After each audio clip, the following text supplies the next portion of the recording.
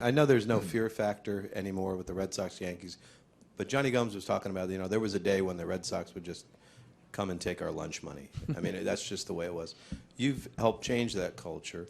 What did it take? Is it simply success, familiarity? In a perverse way, so did Johnny. Johnny helped change that culture, too. I really thought, obviously the seminal moments were in 2008, and I truly believe, and then sometimes you got to fight for your turf, but the fight with the Yankees in spring training and then the fight with the Red Sox during the season, quite frankly, helped.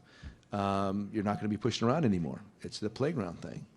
I remember as a kid getting into several fights on a playground. At some point, you got to just stand your ground. I think that's what happened eventually. And then plus a lot better baseball players, too. I mean, that matters also.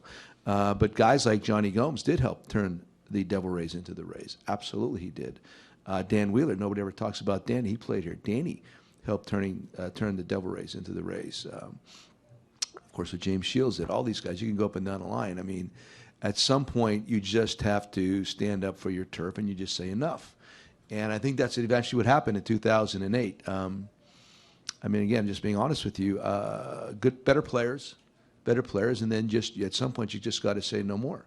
And I think that's what happened. And our guys did a wonderful job of fighting back, not being intimidated, and eventually, because you remember back in the day there, when I first got in there, everybody's talking about we need to be in another division. We can't compete in this division. I thought, God, that's horrible. I want to play in this division. I think it's the best way for us to get better faster, because when you're always in these venues, difficult venues against really good ball clubs, you better play good to survive. I remember a day getting a beating in New York. We had I think it was a day-night doubleheader in New York, and lost like 35-3 combined scores in 2 games. And I'm standing on the top step like I always do, just baking in the sun and just visualizing the point that eventually this is going to get better. So sometimes you got to bake in the sun a little bit before it does get better. And a lot of that has a belief system. Most of it's about better baseball players.